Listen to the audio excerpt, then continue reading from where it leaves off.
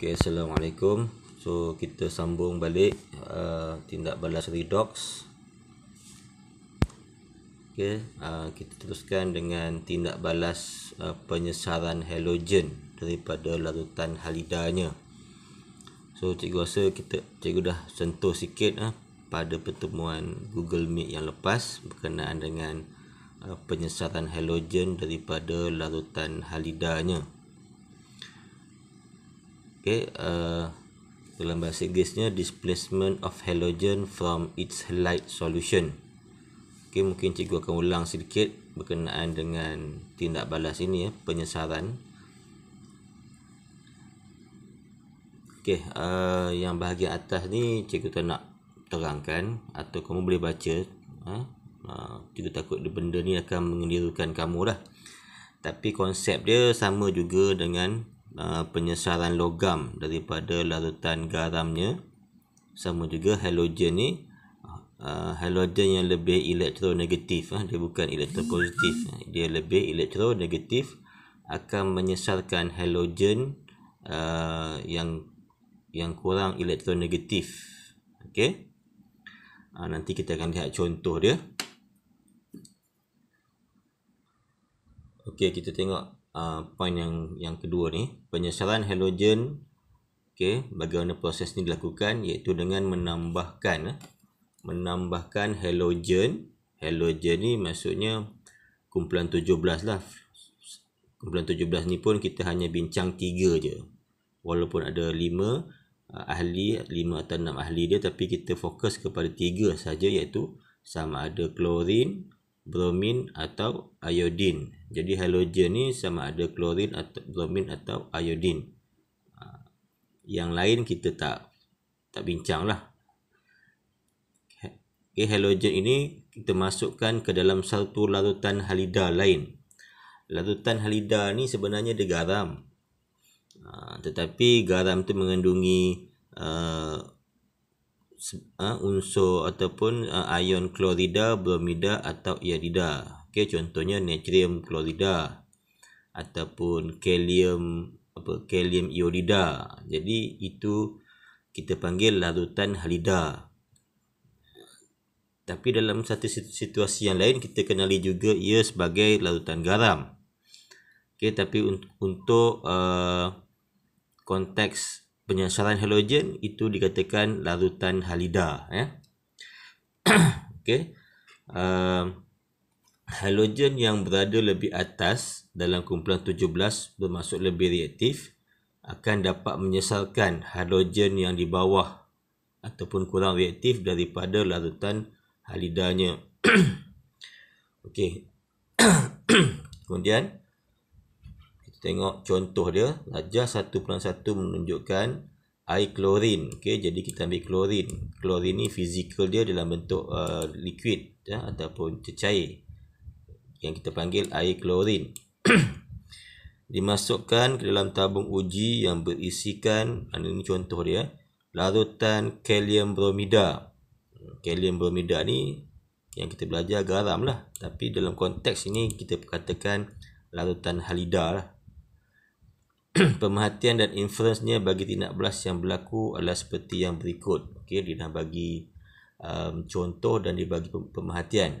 Maksudnya dia dah dapat hasil lah. Okey, di sini ada air klorin. Maksudnya klorin kita masukkan ke dalam ataupun tindak balaskan ke dalam kalium bromida. Jadi kita belajar bahawa klorin akan menyesarkan bromin, bukan bromida. Ayat kimia dia memang dari segi logiknya menyesarkan ataupun displace bromida, tapi dalam ayat kimia bukan begitu. Ayat kimia dia klorin menyesarkan bromin daripada kalium bromida. Itu ayat kimia dia. Okey, kalau dalam bahasa Inggeris, klorin displace bromine from potassium bromide solution. Okey, walaupun dari segi logikalnya sebenarnya klorin ni menyesarkan ion bromida menjadi bromin, kan. Tapi tidak seperti itu. Okey, so cikgu cuba buat persamaan persamaan dia tindak balas antara ni. Okey, so ini persamaan dia. Persamaan kimia dia, klorin bertindak balas dengan kalium bromida. Okey, kita sambung balik. Okey, klorin tindak balas dengan kalium bromida ataupun potasium bromide akan menghasilkan kalium klorida dan bromin water lah. Okey. So konsep dia di sini, klorin displace bromin. Displace bromin walaupun sebenarnya dia bromida kan. Displace bromin. Okey, dia displace bromin. Dia menyingkirkan bromin from kalium bromida ataupun potassium bromide ataupun from halide solution. Itu maksud dia. Okey, so ini persamaan kimia umum dia. Okey, jadi untuk displacement of halogen ni, penyertaan halogen ni, dia sebenarnya kita bermain dengan warna. Yang mana halogen, ahli halogen ni dia ada warna. Klorin kamu kena catatlah dalam buku warna halogen ni, dia ada warna. Klorin dalam keadaan biasa dia warna kuning kehijauan, kuning kehijauan, ataupun kamu boleh cek balik dalam buku teks atau hijau kekuningan atau kuning kehijauan. Kena betul lah sama ada kuning kehijauan atau hijau kekuningan, kena cek balik. Bromin warna bromin warna perang. Bromin warna perang. Manakala iodin kalau dia solid, kalau dia pekat, dia warna ungu. Tetapi untuk tindak balas displacement ni, penyesaran ni, kalau ada iodin, memandangkan iodin tu dah bercampur bau dengan larutan-larutan ni, dia tak jadi warna ungu, dia jadi warna perang juga macam bromin. Okey. Jadi itu 3 warna dia. Manakala sebatian halida, walaupun dia ada kalium bromida, kalium klorida, kalium iodida, natrium klorida, okey, sebatian halida dia tidak ada warna. Tidak ada warna. Yang berwarna itu dia punya unsur, dia punya halogen. Sama ada klorin, bromin atau iodin. Kalau dia punya larutan tidak ada warna. Dia punya sebatian tidak ada warna. Jadi di sini kita kena tahu perbezaan warna lah. Okey, contohnya di sini sebelum tindak balas kita hanya ada warna klorin kan. Klorin ni warna kuning kehijauan. Okey. Tapi selepas tindak balas, klorin dah tak ada.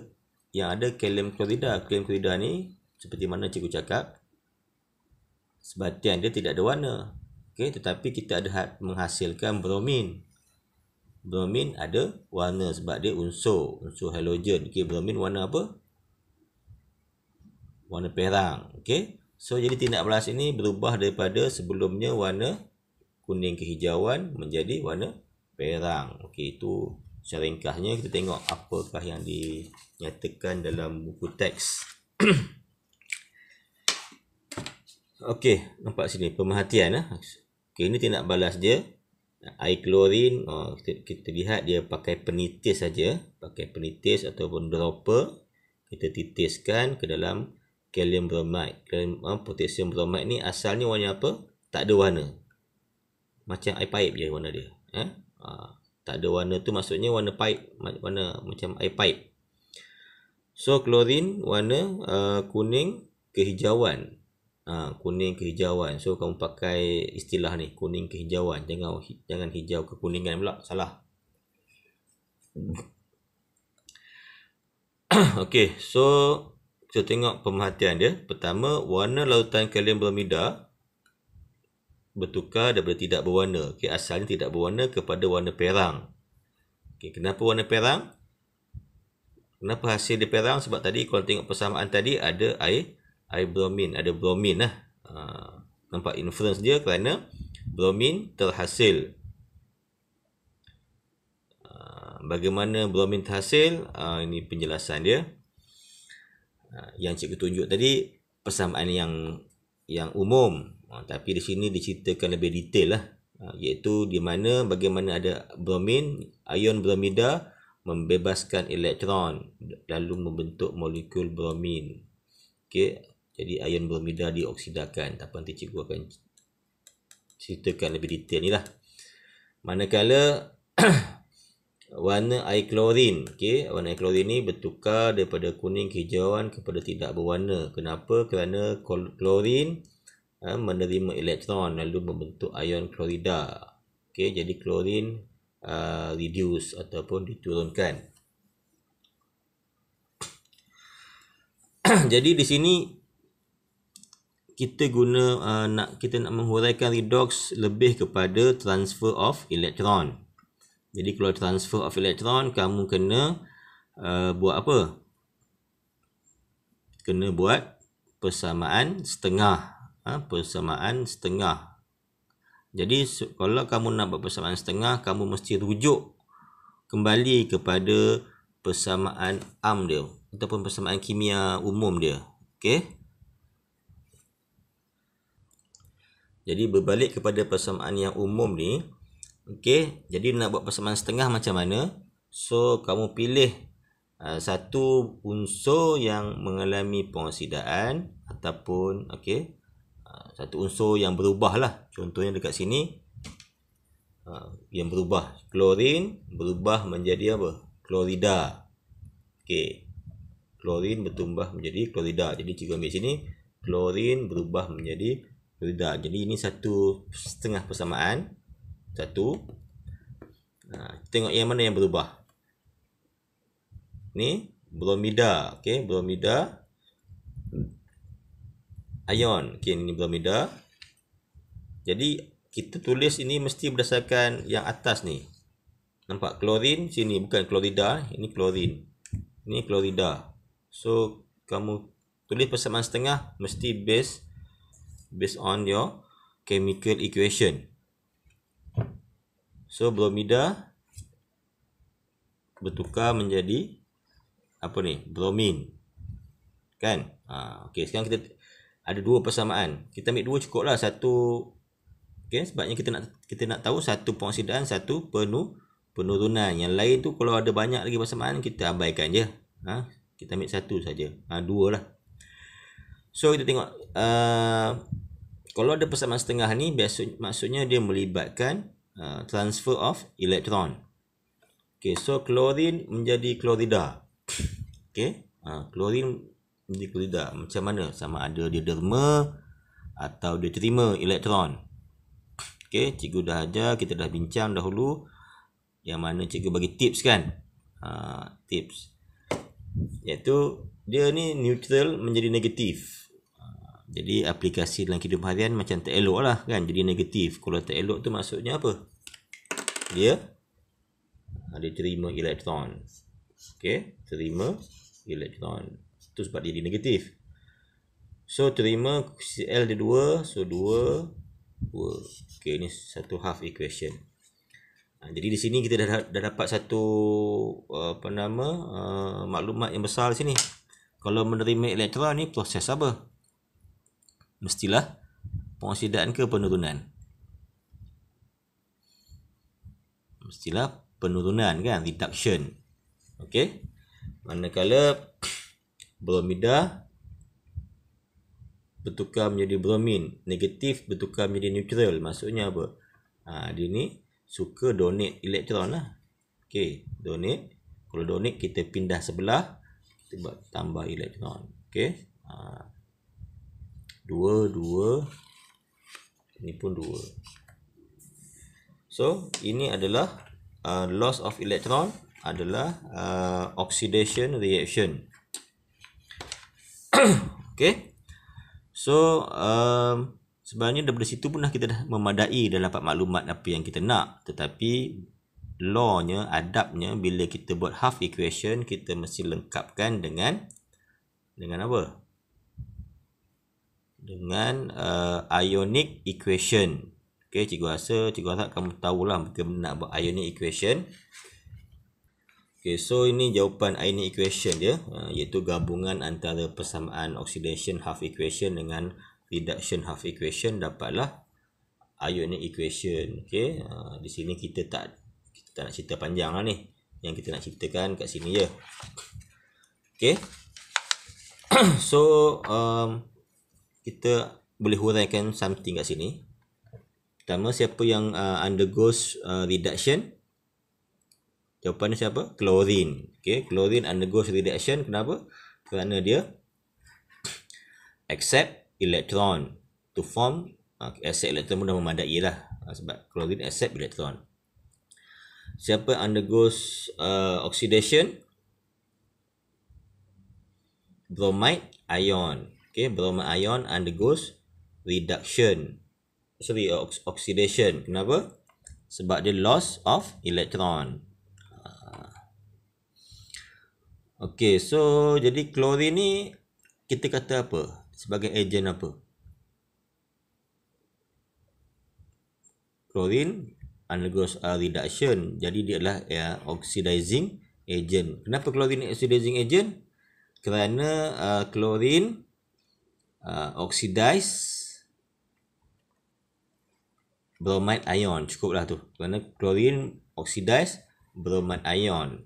Ataupun kalau nak hurai sikit, oxidize bromide ion to become bromine pun boleh. Okay. Bromide ion ni apa? Agent apa? Dia undergoes oxidation. Automatic dia adalah reducing agent. Kenapa bromide reducing agent? Kerana bromide reduced ataupun reduce chlorine to chloride ion. Habis. Itu dari segi apa? Dari segi transfer of electron. Okey, kalau kita nak bincang dari segi oxidation number. Oxidation number sini sebenarnya agak luas sikit, kamu boleh bincang dia. Okey. Kamu boleh describe daripada persamaan yang umum ni pun boleh, ataupun persamaan setengah ni pun boleh. Cikgu akan ambil persamaan umum ni nak describe oxidation number. Okey.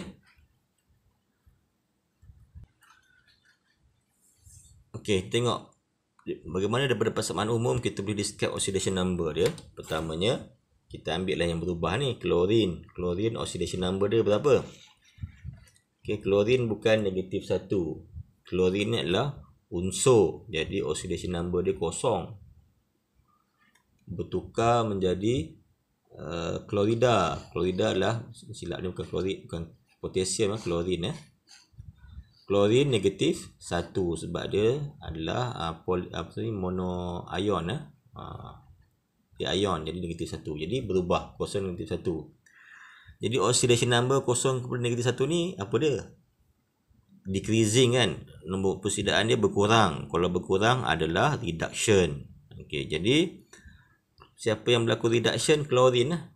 Kenapa chlorine undergoes reduction? Because oxidation number of chlorine reduce from 0 to negatif 1. Itu alasan dia. Chlorine undergoes reduction. Why? Because oxidation number of chlorine is decreased from 0 to minus 1. Satu lagi, bromide, oxidation number dia negatif 1. Ataupun sebenarnya bromine lah. Bromine in potassium bromide ataupun bromine dalam kalium bromida, nombor pengoksidaan dia negatif 1. Nombor pengoksidaan kita tak boleh kata ion ya, kita panggil unsur. Bromine in potassium bromide is negatif 1. Dia pelik sikit, dia lain sikit ya. Bromine ni berapa? Dia dah jadi unsur, dah jadi elemen. Jadi negatif 1 kepada kosong. Negatif 1 kepada kosong ni satu peningkatan nombor pengoksidaan. Jadi dia adalah oxidation. Jadi siapa yang undergoes reduction, oxidation? Bromide ion. Bromide ion, dengar betul-betul yang berlaku oxidation adalah bromide ion. Kenapa? Kerana oxidation number of bromine. Kerana nombor pengoksidaan bromin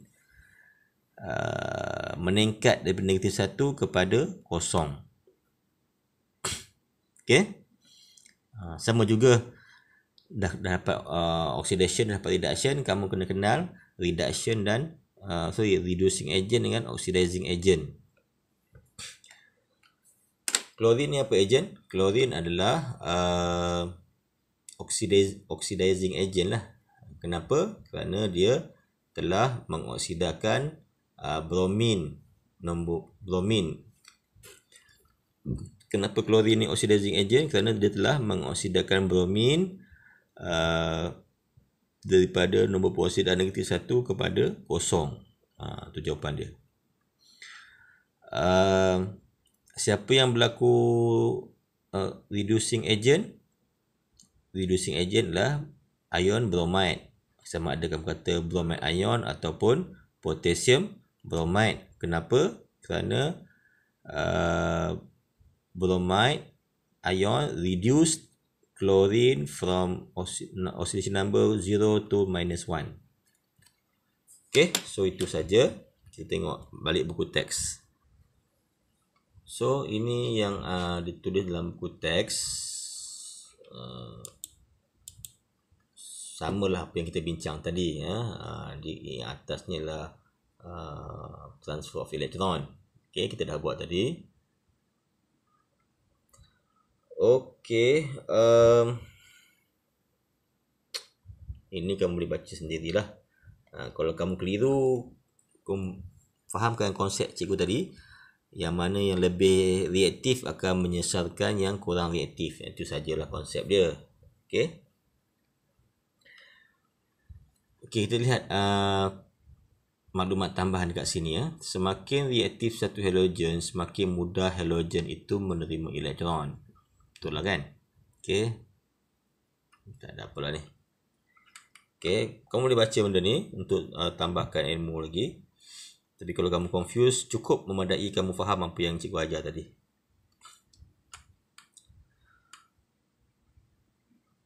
Okay, so inilah tadi kita bincang secara teori. Jadi kita nak buat aktiviti dalam makmal. Ada aktiviti eksperimennya, iaitu penyesaran halogen daripada larutan halidanya. Okey, bahan-bahan dia air klorin, air bromin, air iodin. Okey, 3 sahaja halogen yang kita gunakan bersama dengan larutan garam ataupun halida, larutan halida, kalium klorida, kalium bromida, kalium iodida.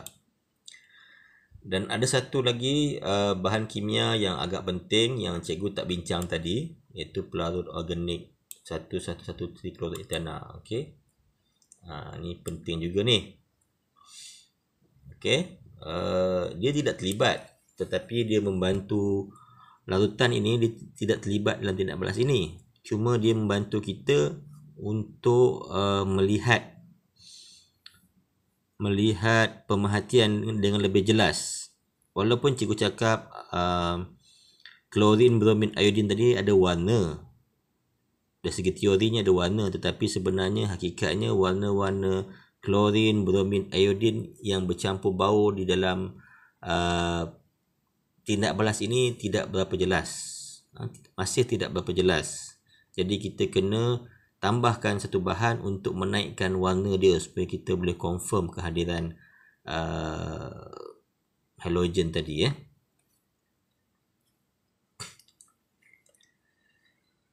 Okey,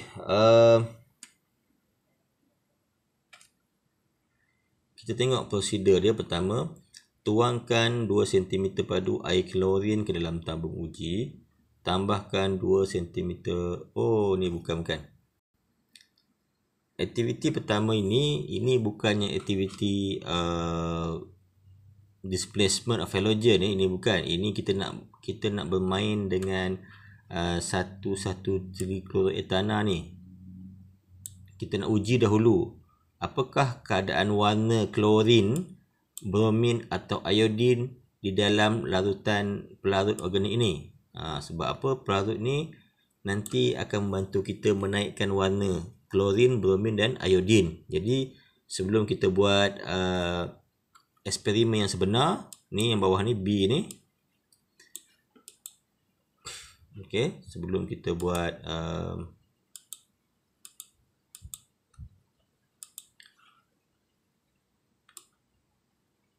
macam ni pula. Okey, sebelum kita buat eksperimen yang ni, kita nak uji warna dulu. Okey, klorin contohnya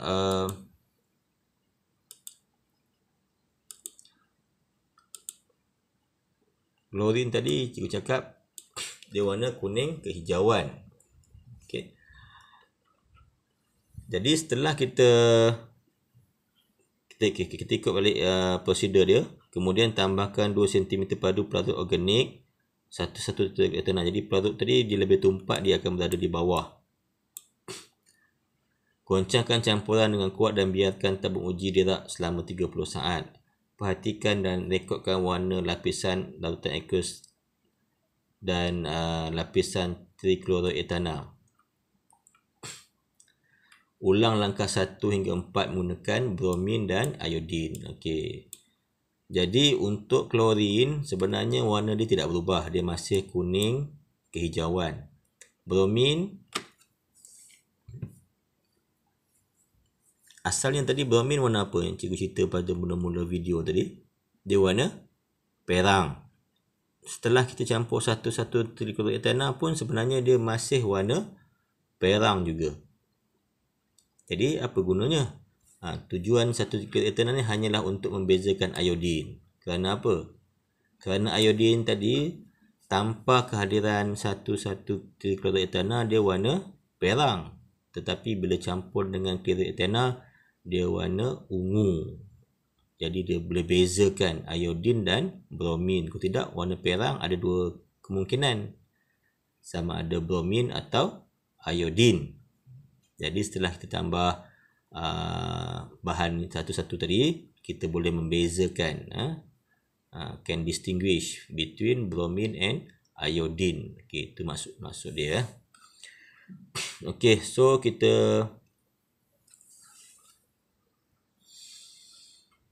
barulah kita boleh buat